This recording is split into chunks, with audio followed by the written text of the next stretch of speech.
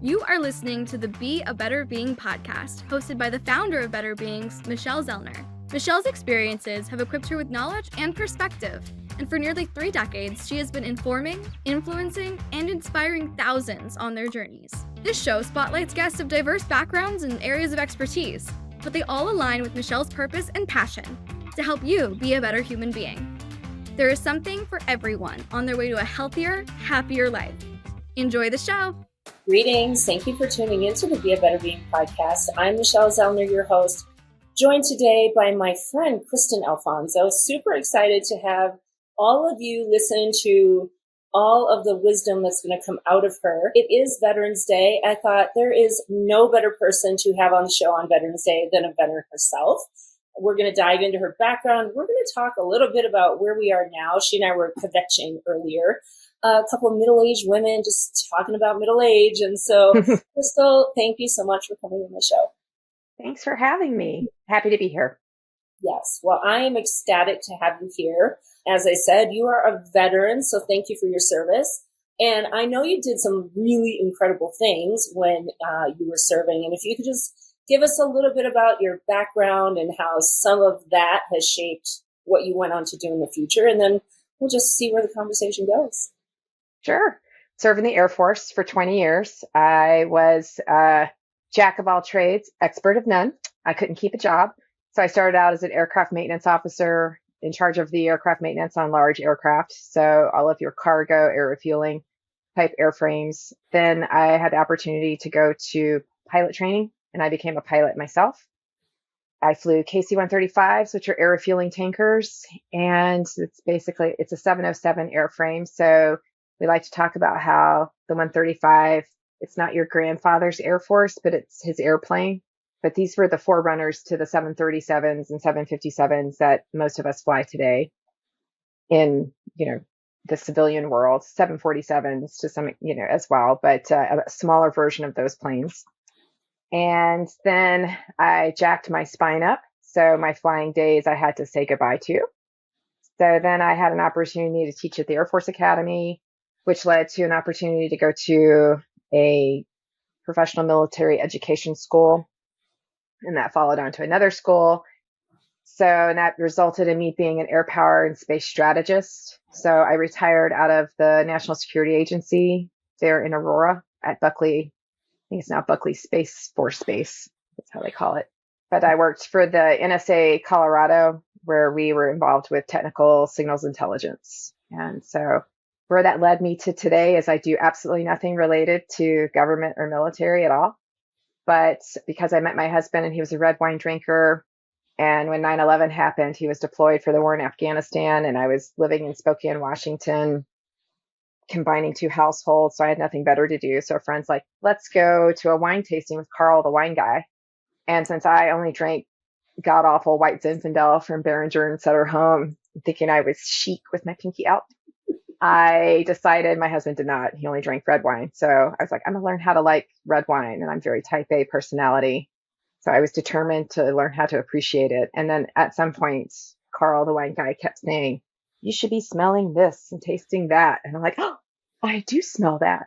I do taste that. And so it just, one thing kind of led to another. And then I had some opportunities when I retired from the Air Force to use my post 9/11 GI Bill to go to culinary school. The first 3 weeks was spent in wine education. So I got my level 1 sommelier certification. And then I spent the following 3 months every day cooking and then pairing wine and food and discussing, what am I tasting? What am I smelling? Why does this work on my palate? Why does this not work? And kind of all of that. So now I'm a level 2 sommelier. I have my 500-hour yoga teacher training. I specialize in therapeutic yoga because I have a lot of physical issues as well. So I like yoga that is adaptive. And so I've combined the 2 of them together. That's how you and I met, is through our mutual friend, Mandy, through a little podcast competition that she had where I called myself the Wine Yogi.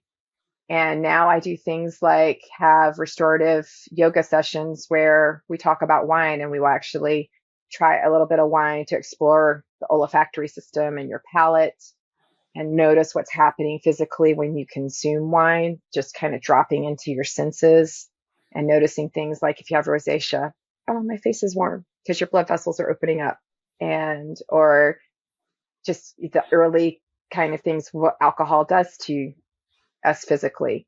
But more importantly for me, exploring what's happening on the palate. What am I smelling? What am I tasting? And why am I tasting all of these things? I'm fascinated by that kind of aspect of wine and food, and then bringing it into a yoga perspective. So I do absolutely nothing related to my military career, but it was fun while it lasted.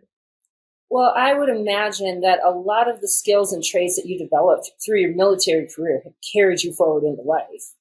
Maybe you can touch on one of those and even circle back. You said you jacked up your spine. I did. What does that mean? How did that happen? And clearly that led you to exploring things like yoga to help alleviate some of the situation of that. So go a little deeper into that, if you would. Sure. So we were flying into Charleston Air Force Base, and the normal runway, which is a normal length runway for the 135, about 13,000 foot long, was closed because they were resurfacing the runway. So we landed on what's called the assault strip. So that's like normally Charleston Air Force Base is home to C-17s, and it's down in South Carolina where I'm at right now. And Charleston's assault strip is about 8,000 feet. So it's kind of right at our minimum length runway that we could land at. My co-pilot, it was his approach. And when you look at the visuals coming into something that's 13,000 plus versus something that's 8,000 foot, the visual is very different. And he kind of got locked in on something, and it was going to be a poor landing. So I sent him around. It's called a go around. So if you're ever in a plane where all of a sudden you think you're going to land and then you're going back around and you're flying again, that's because something happened with that particular approach, or there was something on the runway or whatever it was. The decision was made not to proceed with the landing. And so you come back around and you come in for your full stop, hopefully. And in my co-pilot's case, he's so locked up, I literally had to take the plane from him because he was just like, sometimes you lose the ability to hear kind of what's going on and you're so focused in on what's happening. And that was where he was. So I took the plane and I fired at the engines, all four engines. 135 has four engines. And it takes about 15 seconds for those engines to fully spool up so that you're flying again and you have enough speed and then you're flying. But we were so close to the ground by the time I took the plane that we were going to bounce. Our wheels were going to touch. So it's called a bounce landing. So we pranged it on, and then we were flying again, and I pulled around and landed the plane, thought everything was fine. It wasn't even really that rough of a landing. It was just kind of a normal, everybody's had those landings where you come in and you're like, phew, wow, that was a little rough. And that's basically what it kind of felt like to me, was just a bounced landing. We didn't even write it up because it wasn't that bad. But the next day, and I thought originally it was my pillow because I was in a crappy motel in Charleston. So I thought it was the mattress and pillow. I couldn't turn my head at all. I had like no movement. So I spent the next 3 to 4 months, because I was getting ready to deploy to Saudi Arabia, like right after this particular trip. So I spent the next like 4 months or so, and I would turn like physically down that was the only way I could look and move my head. I had no movement whatsoever. And so I had herniated 4 discs in my cervical spine. What we didn't know at that time either, because again, these are planes built in the 60s. I'm pretty sure those cushions were from the 60s too. They're garbage seats. It just jarred everything up my spine and caused my 5th lumbar vertebrae to start shifting forward. I developed what's called spondylolisthesis. So that's where the vertebrae had detached from the rest of my spine and was just kind of free floating out there and ground away my disc in between my L5 and S1. So between my 5th lumbar vertebrae and my sacrum. And then that vertebrae started pressing down. So I had a grade 2-3 spondylio. And so that vertebrae was actually literally pressing into the nerves of my legs. So I would just randomly fall down. I had constant pain. I was on a TENS unit 24/7, fully pegged. And if anybody's ever used a TENS unit, like years later, like my neck was stiff. So I put the tension on. I'm like, oh, and I just fully pegged it again, thinking, well, that's what I had before. Oh no, that was a completely different experience once I was out of that pain. And so it took them a while to kind of determine what they were going to do with my spine, which was another story. I had a lot of people telling me it was all in my head, a flight surgeon, even though you could look at pictures of my spine and go, that's not right. And it wasn't until I found a neurosurgeon, a chief neurosurgeon in the Army, who was like, it's only a matter, it's not a question of if you're going to have surgery, it's when you're going to have surgery at some point. Your spine is unstable.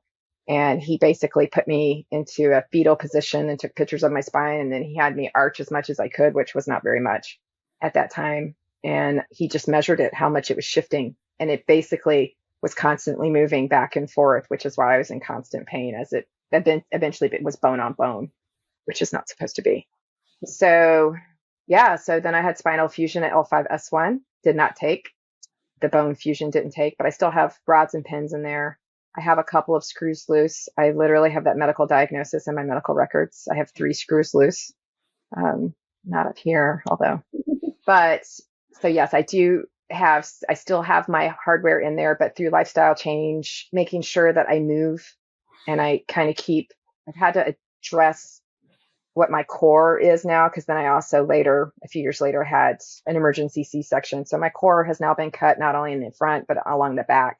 So I don't have the same connections that normal people have. So there are just certain things like I can't do anymore. In yoga, the ability to like lay on your stomach and then lift your chest up and lift your legs up at the same time is just not something that I have that ability anymore. Those connections aren't there. So I have to modify things, which is what led me into yoga. As soon as I was able to, walking was a huge thing for my physical therapy. But the big thing was learning how to kind of retrain muscles as they were coming back and how I can adapt my body to the reality that I now deal with. So strengthening up those surrounding muscles became kind of a big challenge for me. And it still to this day is. And yeah, that was just kind of like what led me down a yoga path. Yoga was kind of essential. Iyengar particularly, which is really focused on spinal alignment, is the kind of yoga I practice. And now I'm a certified yoga wall instructor, which uses straps and like a belly belt and stuff. And it literally uses the wall to kind of help people adapt to where there's proper spinal alignment instead of muscling it through, which would have been probably, I have to close my eyes. The old gymnast in me says, my brain is like, oh girl, you can still do all that. My body is like, oh girl, no, you cannot. So I practice yoga with my eyes closed and just kind of listen to my body instead of what's happening around me.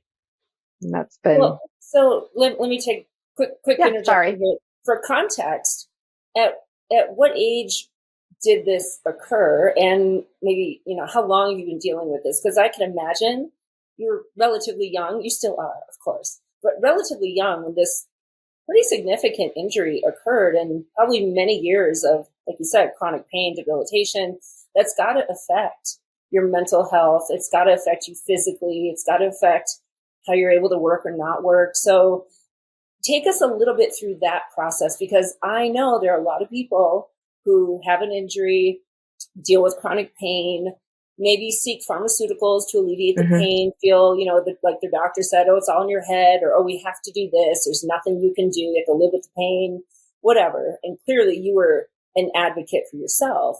So walk us through a little bit of that, how this impacted you mentally, emotionally, and just on a day-to-day basis, what that was like. So this originally happened in 2002. I was 31. So kind of in my prime. I just gotten married the year before. And thankfully, yes, normally I am very much an advocate of myself. But one of the biggest things that we both noticed was I was in so much pain constantly that I couldn't sleep. So my sleep was really impacted, and they wouldn't even prescribe me anything, except they kept trying to get me to take upwards of, I think it was at one point, 2,400 milligrams of ibuprofen every day, which thankfully my in-laws are pharmacists, and they're like, my God, no, you'll destroy your liver and you can't do that. And it wasn't even helping, because the problem was my spine was unstable and it was grinding away my disc between my L5 and S1. And thankfully, when the doctor, my husband's not a violent man. He was almost moved to violence with this guy, though, when he said that it's all in my head. And because I was crying, and I'm not a crier, that's just not me. But I was the pain just never ended. And so my husband would frequently go with me to the flight surgeon because it got to a point where I couldn't even drive. And it really wasn't until we finally, I probably saw every single flight surgeon in that office. And I was like, you have got to send me to somebody who knows something, because you're not like experts in this, clearly. So that's when they finally got me to see a neurosurgeon. We drove from Spokane, Washington over to Tacoma at the McCord, Fort Lewis Madigan Army Hospital. And I finally found somebody who was like, this is what's happening. And when I had one guy, because I developed tremors, I just would shake uncontrollably. And one of the flight surgeons is like, oh, we think you have MS. So he sent me to a neurologist. The neurologist took like 15 minutes with me. He's like, you don't have MS, you're in pain. And so it wasn't until I finally found this neurosurgeon, and then I actually had my surgery. When he removed my drip tube, I just started trembling because it hurt. He was like, wow, that's just your brain is trying to, your body is trying to get your brain to realize you're in pain. So that's probably why you had these uncontrollable tremors, and why, it was just trying to get your attention to, you have to have something fixed. And it was amazing. It was like night and day. And I also, because a lot of people that have had that surgery don't have the results that I had. And even though I didn't have my fusion take, I firmly believed this was going to be the better solution for me. This wasn't, even if it didn't permanently fix me, I was going to feel better. The pain was going to, finally be addressed. And I just kept believing it. And my neurosurgeon was very much a believer of your mental approach is key to this. You have to believe that this is going to help. And then you have to do the work after. You can't just then continue to sit on, because that's what I did. Is I would find a comfortable position, and then I wouldn't like move, like in a lazy boy. Right. And so he's like, and it's going to suck, and you're going to have to walk, and you're going to have to do things that hurt, but that's going to eventually get you to a better place. So that has really continued on, so 23 years later. Yeah. Doing math in public, 23 years later. And so that's continued on in terms of how I approach, even though I have a lot of these other physical issues as I'm getting older with arthritis, thanks to my back. What happened with my back, my hips or I have arthritis in both hips. That's a part of my back. I have arthritis in my feet because my gait changed because of my back. And so going and getting those things, even though it stinks, I still move every day. I walk a minimum of 10,000 steps every day. I am doing a crazy little challenge where I'm just doing squats, 24 squats every day in the 2024. And I've noticed, I even posted this morning, the first thing I noticed is like, at first I couldn't go very low. It's not my knees that are preventing it. It's my hips. And now after a warm up, even if I've just walked 45 minutes or I've stretched and I've done yoga, my hips just need to move that way doing a squat. And then I can get lower and lower and lower. And so it's just kind of understanding what the body needs and listening to it. And then I can slowly begin to adapt my lifestyle and my choices. A lot of it has also helped. In the last 2 years, I've lost about 14 pounds. Again, more addressing cortisol issues as I've gone through perimenopause, but getting some things just kind of fixed in my whole approach in diet and water consumption and all of these things that are so important that I think we take for granted. And we just, with our lifestyles, go, especially me, slowing down and listening to the body and giving it what it needs. Well, you are definitely speaking my language, obviously, but I want to touch on something that your doctor said. It's going to suck. It's going to hurt. It's going to be difficult. But that is going to lead you to something better. That is literally a metaphor for life. I mean, right? And Yeah. I think one of the biggest challenges we face today is we don't want it to hurt. We don't want to have to go through the suck, the pain. We think everything should just be amazing. And maybe we don't even have the coping skills to deal with the suck. So then we turn to things so that it doesn't suck, or at least that it doesn't suck temporarily, but then of course it sucks even more, right? So that is definitely a mindset approach. It's a belief. It is the belief that is the way. I think so many people in chronic pain feel like I can't do anything. Believe me, most of you who've listened to me, you know I've dealt with my own issues of pain, and you can still always do something. Now, maybe it is going to cause more damage. So this is the case of, let's figure out, why is there pain? Is there pain because there's something wrong that does need to be fixed first?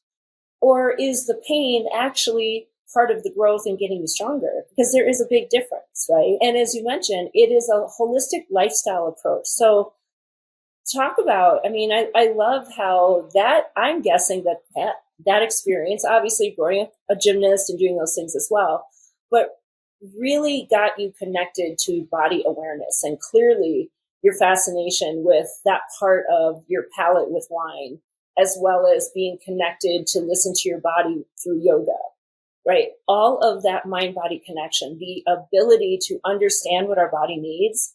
I think so many people have no clue what their bodies need, because we're never really taught to listen to our bodies. We're just taught to listen to somebody who says that we should do something, and then we do it, and we don't even think about it. So talk about that mind-body connection, and about the nutrition piece, and about the hydration piece, and about all of the things that I talk about all the time, which is why I knew we'd have a great conversation, how they are all part of the equation. There's not just one thing. You can't just have surgery and then hang out and think like, okay, everything will be better now, because that isn't how it works. So let's kind of, dive into that piece of the conversation. Well, I do think so much of our culture now is like, oh, take this medicine, take this pill, and that'll help you lose weight. And don't change your diet, because you can still eat all the things that you want to. And when I finally heard like what certain weight drugs that are currently the popular things do to you, I was like, oh no, thank you. I don't want to feel nauseous and, and have that as a result, a side effect of taking something to lose weight. I enjoy food. I love food. I want to eat food. Food is also my love language, because I love to cook. I wouldn't have gone to culinary school if I didn't love to cook. So I want to be able to eat. So if I want to do all those things, there's going to have to be a trade-off. You can't just eat and drink all the wine, eat all the cheese and all the bread, and then sit around, watching TV, and not. There has to be balance. And so I think that's kind of the big thing that I have discovered, and I'm still in the process, and I don't have all the answers, and I'm still working. I'm constantly working on improving myself. And it's because, as we were discussing before we started recording, you just wake up one morning and you're like, what have I done to my back? I just slept. How did I throw my back out? And that really does happen to me. Some days you just kind of are like, I don't think I can get out there and walk 10,000 steps. But it's just one of those things of mind over body. My strongest muscle is my brain. And so I just need to convince myself that even though it's not going to be my fastest walk, or I'm not going to, sit there and I'm not going to run a 5K. Okay. But I can at least get on a treadmill. I can set my incline on 1, and I can set it on 3, and start listening to a podcast or listening to an audiobook, and at least get my body moving. And eventually what I have discovered is, once I kind of get through those initial aches and pains, that movement really is, you start getting, I never have experienced a runner's high. I keep hoping someday I might, but I get something a little bit like it. I start feeling better, and just that getting that oxygen moving through my body. And that's been a huge thing with my yoga practice as well, of helping me to establish that mind-body connection, and knowing that things are not always going to feel awesome in yoga. We don't want it to be pain. You don't want it to be a sharp pain, but it's okay to feel sensation, and to feel tightness, and to feel like, okay, that's a little too far. Can I back off of that stretch just a little bit, so that I can continue to, and then imagine oxygen flowing into that part of the body where I'm feeling this sensation. And so that's what I have definitely sought out and figured out for myself, is that it is never going to be a pill, a quick fix. And I'm not 20 something anymore, or 18 with the perfect metabolism and no joint issues or anything like that. I can't stay up until 4 a.m. in the morning, get like 2 hours of sleep and roll out of bed, bright-eyed and bushy-tailed and ready to go. No, that definitely does not happen. I know when I do not get a good night's sleep now. And so how can I set myself up for success by understanding where I am at and accepting it with grace and knowing that, I sometimes wish I could go back and slap that 20-something-year-old. She drank Behringer Zinfandel, for God's sake, white Zin. And the wine snob in me today just rolls my eyes amongst other bad decisions that I made. So just trying to show myself a little patience, gratitude, and grace that I can still get up and I can still move. And even when I have struggled with those days, I was on bed rest for my pregnancy with my son for most of my pregnancy. So figuring out how I could do stuff there. And I still did a basic, simple yoga practice laying on my side. Can I still find gentle movement in ways that at least get oxygen flowing through my body? And I ended up doing a 75 hard program. It was more of a challenge. My husband's blood pressure was eking up and we probably both need to do it again. But part of that was drinking a gallon of water every day. And I know that's not for everybody, but for us, it was fine. We're pretty active people.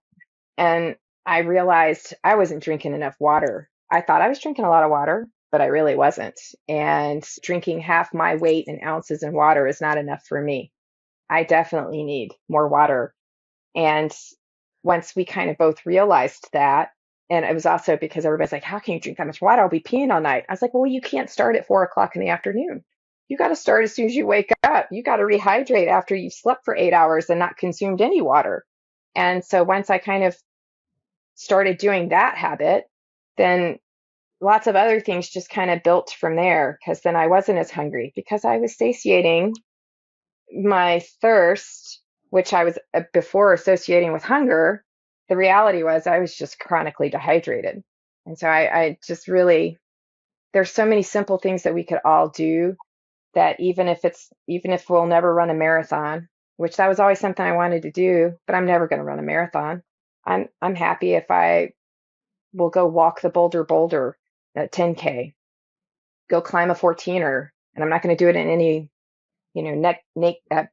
neck break speed. I'm not going to ever do anything that kind of cool. And it has to be really easy 14ers too. The one that I did was really easy, but setting goals for myself like that and achieving those goals, it works for me. So even if there's someone who is dealing with chronic pain and feels like that they can't do a lot of physical movement, they're not going to get out there and walk for 30 minutes or even 15 minutes because it's too much. Getting those pedal bikes that you sit at your chair and just getting the legs moving in a gentle fashion, working with, stretch bands or even just your body resistance. There's so many things that we can do and we can adapt. And even if it's just something as simple as drinking more water to start with, to start lubricating your joints and lubricating that fascia and healing from the inside, I like that so much better than the idea of taking a drug for the rest of my life. And I don't want to, I'm already on one. And as a mid 50-year-old, I'm kind of proud of that. And it's just a thyroid med. It's the lowest dose. And I'm okay with that. It has really, really helped. And if that's the only drug that I have to take for the rest of my life, that will be a win for me. I want to avoid all the other ones. I don't want to be on statins or anything like that. Ooh. Well, and I think you just reinforced something that I say all the time, and it's clearly your approach to life, that there is always something you can do. We focus on what we can't do, and yet there's probably a lot more than you can do than what you can't do. And it is finding those things that you are able and willing to do and then doing them consistently, because consistency is key to everything. You can't just do it every now and then and think you're going to have like this amazing benefit. That isn't the way it works. Also recognizing that maybe those little small things are not going to make you into the most amazing human on the planet, but is it going to be a better version of what you were a week ago, a month ago, a year ago? If you're doing things to nourish and nurture yourself, then absolutely it is. I love the phrase, and I'm going to probably quote you many, many times over this, my strongest muscle is my mind, right? It truly is. And yet how often do we let our mind take over rather than us deciding what we want our minds to do? Well, it's that's that whole adage of a self-licking ice cream cone, self-fulfilling prophecy. Oh, this hurts. I'm in pain. I'm in pain. I'm in pain. And when we ruminate on those kinds of things and we are constantly, and anybody that knows me knows my inner critic rides me hard. And I'm type A personality. And you're not skinny enough. You're not fit enough. And we were talking before, I practice yoga with my eyes closed because I'm type A. I want to be better than everybody. And my brain will sit there and go, you could do that. And the reality is no, well, maybe I could do that, but should I do that? And can I find that balance? That's why I practice yoga with my eyes closed. I get on a treadmill at Orange Theory and I'm competing with myself. Can I do better than I did, a year ago when I did this particular challenge, whether it's a 12-minute tread for distance and I have found that when I can understand that, you know what, I am improving my resting heart rate. One of the best gifts I ever got was my little watch. It tracks all my steps. And because I'm very much type A personality, I like to check things off and I'm like, yay, I celebrate when I hit 10,000 because it does a little thing for me. But it also shows me it's not as accurate as like real heart rate monitors, but it shows me when I'm sleeping and I don't really look at the score. I'm looking at what my heart is doing while I'm resting and it's doing what it should be doing. It's slowing down. I also notice when I have wine or any alcohol, it doesn't slow down as much as I would like it to. And when I don't drink as much water, I notice what my heart is doing. And so it's less focused on that external, like, am I lifting 50 pounds? Am I running my mile in 8 minutes? Can I run? It's not about that. It's more about what my body, how it's functioning, and can I make it healthier? And so I have begun to kind of shift and accept changing my mental, because it is a strong muscle, changing that mental internal dialogue away from you're not, you can't, to, hey, you can get up and go work out. You can go hike around the mountains. You can do these things. You are doing these things. And that's been huge for me. And trying to shift that perspective. And I know it's not an easy thing. And some days you're just going to beat yourself up anyway. But just trying to show some grace. And again, yes, your mind is the strongest muscle. And so I think if you can just sit there and begin to shift that internal dialogue and use that critic to help you and not hurt you, it's just huge. It is the strongest muscle, which also means it's the hardest one to change, right? Mm-hmm. I always say the mind is the hardest thing to change, but until you change it, nothing else will. And it takes constant practice to change it. It takes dedication, intention, consistency, repetition, all of those things to retrain that muscle, to allow it to work for you rather than probably working against you, which is what's designed. We're designed for that, right? Our brains are programmed to protect you. Except in a lot of ways in our lives today, they're not really protecting us. It's probably holding us back from something. And so I think as you and I have, both not roughly the same age, young 50s, perspective and things that are important definitely change. What was important when you were 25 is probably not the same as today. And I know that's hard for somebody who's 25 or 30 or 35 to think, oh, but I'll be different. When I'm 55, I'll be different. Maybe so, right? I mean, absolutely, we've come a long way with ways to support our well-being and to enhance quality of life as we continue the aging process. Things that were not available even not that long ago. Things like bioidentical replacement therapy, things that are coming to the market here recently, like bioactive peptides. And these are things that are not pharmaceuticals, right? They are derived from nature. They're like a supplement. It's like someday we'll be talking about these things, just like you talk about taking your vitamin D. And I think it is that desire to be proactive rather than to be reactive, to wait till something's wrong and now I have to take a pharmaceutical. understanding how the body works, understanding how it works for you, and then determining, okay, what can I do to continue to support my lifestyle habits? Not that any of those things are going to be magical either. You can't just take some bioidentical hormones and then eat a bunch of junk, drink wine all day, every day, don't sleep, don't exercise, and think you're going to be the best version of you. Doesn't work that way either. Everything is always the combination of everything. So I think we're in a really great time of life when it comes to advances in science to actually help us in a holistic way to continue to have a quality of life as we age.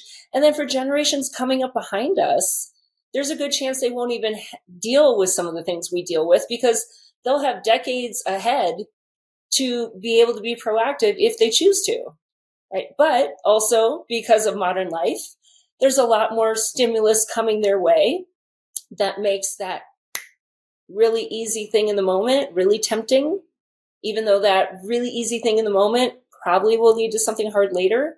So it's about the individual deciding and understanding and educating themselves about how is this going to impact me? And, then making hopefully the choices and creating the strategies to be able to make those behaviors as part of a lifestyle so that the generations behind us are not on medications. You and I are very much the anomaly. I heard this, I can't remember where I heard it, and I might get it wrong, roughly wrong, but it's roughly people 65 years and older are on an average of 10 medications, 10 pharmaceutical drugs. That is bonkers. That is insane. Prior to World War II, the prevalence of chronic disease was less than 5% of the population. Now it is upwards of 90% of the population has at least one chronic disease. What's changed? Oh, I wonder. It's called our lifestyle habits. So this is something that you and I, being in that age where we are not getting any younger, and nobody is, but boy, we can sure do a lot to slow down the rate of decline. And that is what the aging process is. I don't care what anybody tells you. The aging process is a state of decline. What you do during that process is going to play a big role in how rapid that decline happens and how it shows up. So before we wrap up the conversation, maybe tips, tricks, ideas, other than the things we've already talked about, but things that, when you see and you work with people in a yoga practice, or when you take them on that retreat and they really experience the physical connection between tasting that wine and then feeling what it's actually doing to their bodies. What is the benefit of doing any of that? How does that actually help somebody become a healthier, happier person, in other aspects of their lives? Well, and it doesn't have to be wine. It could be your morning cup of coffee. It could be just a dessert, right? That's a lovely little treat. For me, it's kind of one of those things of being more mindful and present. And I think, as you mentioned, with our lifestyle technology and all of the distractions, we lack that ability to sit and just be quiet and notice, what am I tasting? What am I smelling? What am I seeing? I love just sitting and going to a museum and just sitting in front of, a painting and what am I looking at? And just kind of letting it kind of wash over me, sitting at the beach, not with a book, not with my headphones on and doing all of that, which sometimes because of people's music choices, my headphones have to go on because I don't want to hear their crap music. But there is something healing, I think, about being present in that moment. Noticing, what is my breath doing? In yoga, it's a constant thing. It's withdrawing of the senses, bringing awareness to and we use the breath to do that. And in prayer, I'm Catholic, so it's praying the rosary. It's that dropping into what is it that, you're focusing the mind on. That is not whatever the latest TikTok is or whatever's on TV.